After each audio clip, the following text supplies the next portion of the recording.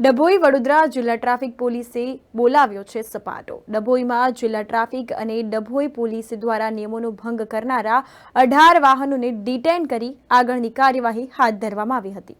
તો ડભોઈના ST depot, નાંદોદી, ભાગોળ, સિનોર ચોકડી તથા વેગા ચોકડી અન્ય ચોકડીઓ પરથી જિલ્લા પોલીસ ટ્રાફિક અને ડભોઈ ટ્રાફિક પોલીસની સંયુક્ત કામગીરીમાં રોડ પર અડચણરૂપ વાહનો વિરુદ્ધ કાર્યવાહી કરી હતી।